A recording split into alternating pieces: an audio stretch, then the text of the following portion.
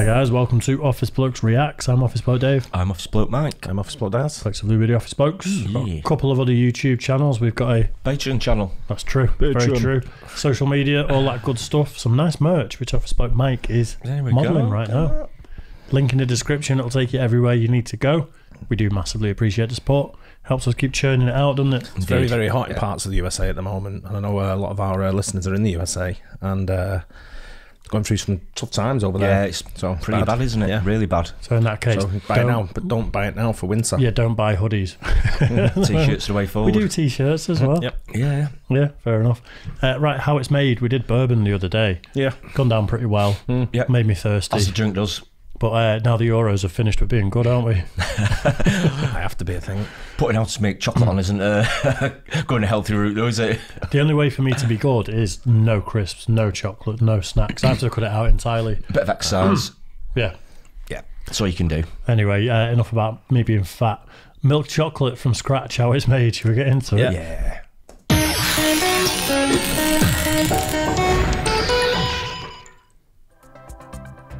This factory makes chocolate in various forms and sells it to companies which manufacture chocolate products for retail sale. It also supplies chocolate components such as cocoa powder and cocoa butter. Most of the cocoa beans arriving here come from West Africa, which grows 70% of the world's crop. A conveyor belt moves them through a cleaning system, a series of sieves that screen out twigs, stones, and other debris. Next stop is a micronizer, a revolving drum that heats the cocoa beans to loosen their shells. How did someone make chocolate from that? I know we're going to find out, but I know, where did the idea come from? yeah. It's bizarre. Well, if it wasn't chocolate, it might have been something else. Yeah. Like coffee nuts. Yeah. Yeah. Doesn't look dissimilar to a dried coffee bean, does it? So, it just... Who figures this stuff out? No.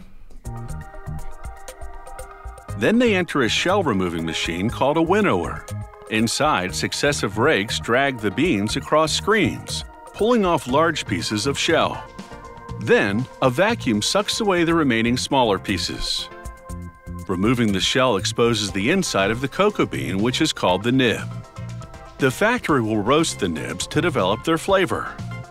50+% of the nib is fat, which is cocoa butter.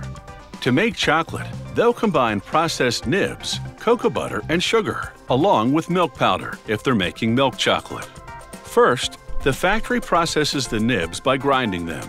The heat and friction activate the cocoa butter, producing pure liquid chocolate called chocolate liquor. The factory extracts some of the cocoa butter to sell it separately as chocolate-making ingredient, and to use for in-house chocolate production, along with other ingredients in various proportions. The dark chocolate recipe, for example, calls for more chocolate liquor, sugar, and cocoa butter, but no milk powder. The recipe for unsweetened chocolate contains no sugar. The mixer blends the ingredients to the consistency of a very thick cake batter. The flavor is fine by this point, but the coarse texture needs to be smoothed out.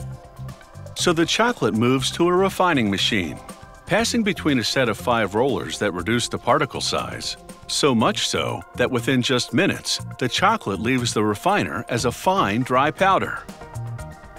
But now, it needs to be reliquefied. So the next stop is a machine called a conch.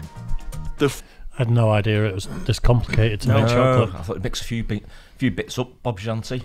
Yes. Sorted. Sludgy, that, isn't it? I wonder what the smell's like that comes around from the factory area. Because we've got near our warehouse is a jam factory, but what they do is, well, they make mint sauce. Oh, really? So it stinks of mint round there when you go, doesn't it? It's dead strong. I love mint sauce. There's worse things, I suppose, isn't there? Yeah. But there's a real pungent smell of mint in the area when you go around there. It's got to be nice near that factory, surely. It's got to be nice. I don't know. I wonder what it smells in that form. What it smells like in that form. And what it's not like. Yeah. When you... It's going to be bitter, isn't it? Yeah, could be. If you live near a chocolate factory, let us know. If you're Charlie. Yeah. Friction and heat once again activate the cocoa butter, returning the powder to a liquid state. At this point, they add more cocoa butter, enough to reduce the viscosity to the exact thickness they need. Just a bit, for example, if they're making chocolate chips, or much more if they're making a thin chocolate coating. For chocolate chips, the conch feeds a machine called a drop depositor. As the name implies, it deposits drops of chocolate onto a conveyor belt. That's really hypnotic, isn't it? The nozzle trays are interchangeable, so the machine can be set up to produce various sizes of chips, discs, or other shapes. I wonder when you've got like product like that, I wonder what the breakdown rate is to know, like, for getting it clogged. And how often does it have to be cleaned? Not mentioned that yet, have they? No, you'd have to spend pretty often, wouldn't you, where food's involved? When that was being churned like that, it just looked real sludgy and thick, and you feel that looks like it'll... How did it get it all off the blades and stuff like that? Yeah. I've got Robert's Bakery near me, and it just glass windows, so you can see all the loaves of bread going past it. It seems to just never switch off. Yeah. It won't be 24 hours. If you don't switch it off, you don't have to clean anything. As soon as you switch it off, it's like, oh, keep it going. Yeah. Chocolate chips, still warm and soft, enter a cooling tunnel, traveling for about 5 minutes through several temperature zones, which vary between 30 and 50 degrees Fahrenheit. By the time the chips exit the tunnel, they're hard.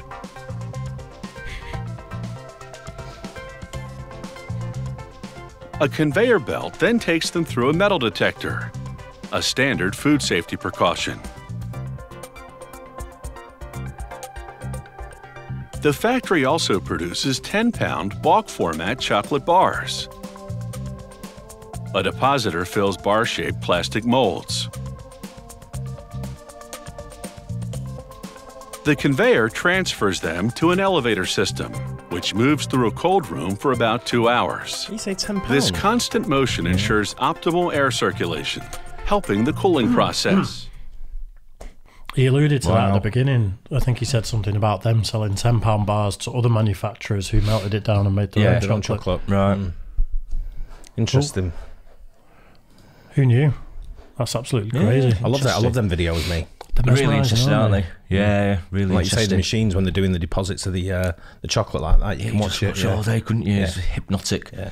It's like visual ASMR, isn't it? Yeah. Yeah, it's good. But it's really interesting, seeing how they make things, even just things you take for granted, there's a lot goes into it, isn't there? It's not like easy we'll do more of them. I like them. Yeah. Well, I'm not eating any chocolate whatsoever apart from the Tri-Channel. Yep. So, yeah, it's going to be a rough month. Dave's trying to compete in our competition, and he's way behind. I am way behind. I've gone galloping right into the lead. I'm injured and behind by far. Oh, yeah. Oh, you got no chance, mate. I think there's about a £20 deficit between £19. Wow. So, yeah. Up against it there, mate. Yeah, I'm going to start smoking crack. That's what I did. I'll get there. That's how I did it. Nice. Yeah, hope you guys like that too. Don't forget, like and subscribe, hit the bell, and we'll catch you on the next one. Cheers. Guys.